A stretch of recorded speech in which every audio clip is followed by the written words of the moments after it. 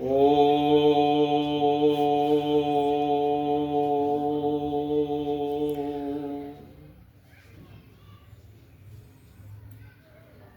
कल के भाग के अंतर्गत प्रस्तावना में हम भारत के लोग यानी क्या, इस विषय पर चर्चा हुई थी। आज प्रस्तावना का दूसरा शब्द है संपूर्ण प्रभुत्व संपन्न। संपूर्ण प्रभुत्व संपन्न का मतलब है कि अब हम किसी बाह्य शक्ति के अधीन नहीं है, यानी किसी आंतरिक व बाह्य शक्ति जो होगी हम उसके अधीन नहीं है। भारतीय जनता या भारतीय लोगों की शक्ति ही महत्वपूर्ण शक्ति होगी, यानी समाज की शक्ति होगी। प्रभुत्व का अर्थ है समाज की वह शक्ति जिसके अंदर व बाहरी सभी जनता के अलावा किसी और का नियंत्रण नहीं होगा। चाहे कोई राजा हो, चाहे कोई रजवाड़ा हो, चाहे कोई विदेशी हो, उसके पास या उसके अधीन हम नहीं है। अगला शब्द आता है समाजवाद। समाजवाद यानी समाज के अंदर जो भी बंधु रहते हैं प्राकृतिक संसाधनों पर प्रत्येक व्यक्ति का अधिकार है। और ये बात नीति निर्देशक तत्वों में भारतीय संविधान सरकारों को निर्देश देता है ताकि समाज के बीच जो आर्थिक समानता असमानता है वो न रहे। इसलिए समाज के अंदर सामाजिक कल्याणकारी योजना की चर्चा की गई है और इसलिए हमको सोचना पड़ता है कि प्रत्येक व्यक्ति, वो चाहे कोई भी है, हर एक परिवार के अंदर गरीब से गरीब एक महीने के अंदर अगर 10,000 रुपये खर्च करता है रोटी, कपड़ा, यात्रा, दवाई, मोबाइल, अगर विचार करते हैं एक परिवार के अंदर कम से कम 3 मोबाइल हैं, 1,000 रुपये का खर्चा बैठता है तो 250 रुपये जीएसटी जाती है और 10,000 रुपये यदि खर्च करता है तो 2,500 रुपये प्रत्येक गरीब से गरीब परिवार भी जीएसटी देता है। और भारत के अंदर यदि 50 या 40 लाख परिवार हैं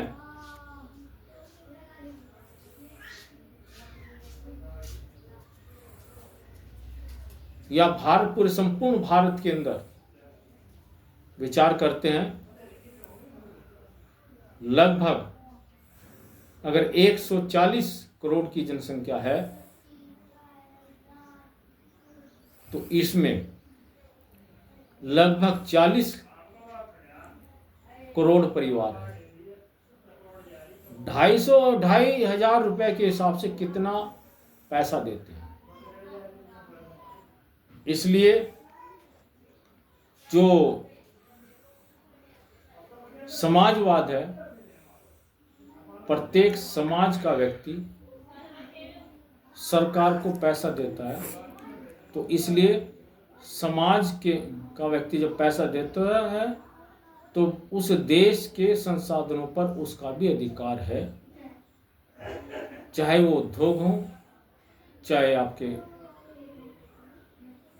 खाने हो, अबरख हो, कोयला हो या अन्न हो। जबकि जो राजीव गांधी ने कहा था कि 100 रुपये देते हैं 15 रुपये तक ही मुश्किल से ₹15 जनता के पास पहुंचते हैं। ये दुख का विषय है। अगला शब्द आता है इसके पश्चात पंथ निरपेक्ष।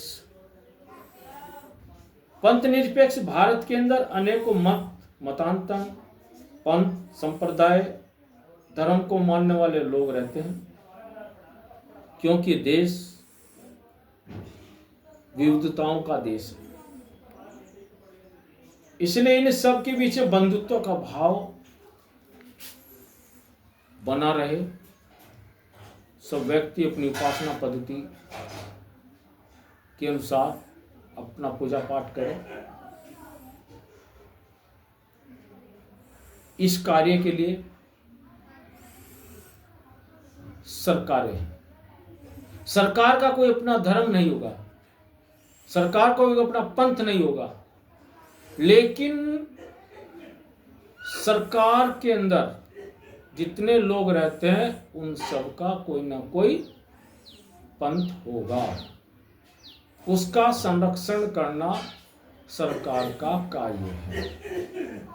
यदि किसी भी पंथ का या पंथ के साथ या धर्म, जो भी धर्म मानते हो उसके अनुसार उसके धार्मिक भावना का आनंद होता है, तो उसका संरक्षण करना सरकार का कर्तव्य है। ये आपका पंथ निरपेक्ष शब्द का भाव है। अगला शब्द आता है लोकतंत्र, यानी जनता का शासन, जनता के द्वारा, जनता के लिए, जनता की सरकार चलती है। हम प्रतिनिधि बनाते हैं, प्रतिनिधियों के द्वारा चुनाव होते हैं। प्रतिनिधियों के में भी समुदायों के आधार पर, जातियों के आधार पर SC, ST, OBC, महिला, ऐसे प्रतिनिधियों का चयन करते हैं, ताकि देश के अंदर किसान हैं, मजदूर हैं, महिलाएं हैं, सबका प्रतिनिधित्व रहे। और सरकार के अंदर सब अपने अपने क्षेत्रों के चर्चाएं सरकार के बीच में रखें, चर्चा करें और उनका समाधान कराकर जनता सुखी रहे। यह कार्य रहता है, क्योंकि सब व्यक्ति राजधानी में नहीं जा सकते। यदि देश की राजधानी तो दिल्ली और प्रदेशों की अपनी अपनी राजधानी, वहाँ नहीं जा सकते, लेकिन उनका प्रतिनिधित्व है, उनकी बात वहाँ उठाता है। इसलिए इसका मतलब है लोकतंत्र। गणराज्य क्या है? गणराज्य, गण यानी जनता के द्वारा चयनित राज्य है। यह पद्धति बुद्ध और महावीर के काल से आई है। जैसे हम वर्णन करते हैं कि जम्मूद्वीप, वैशाली, मगध, कौशाम्बी ये गणराज्य थे। इस प्रकार की पद्धति भारत के अंदर थी। और गणराज्य क्या? यानी प्रतिनिधियों द्वारा चयनित सरकार होगी, किसी परिवार वंश की सरकार नहीं होगी। यानी परिवार वंश का मतलब होता है कि राजा, महाराजा, महारानी, पत्नी है तो महारानी होगी, बेटा तो राजकुमार होगा, बेटी है तो राजकुमारी होगी। ऐसा नहीं होगा। और इसलिए कुछ दिन पहले एक प्रदेश के मुख्यमंत्री को सुप्रीम कोर्ट ने कहा है कि आप राजा नहीं हैं, जनता के सेवक हैं। यदि आपको लगता है कि मैं राजा हूं तो इस गलतफहमी में मत रहना, क्योंकि आप जनता के सेवक हैं। इसलिए क्या कहा? गणराज्य है। यहाँ राजा नहीं, बादशाह नहीं है, जन सेवक शब्द का प्रयोग किया गया है, यानी जनता का सेवक होता है। और इसलिए भारत के अंदर जो सर्वोच्च पद है राष्ट्रपति का, उसका भी चयन होता है। सर्वोच्च पद का जो राष्ट्रपति होता है उसका भी चयन होता है।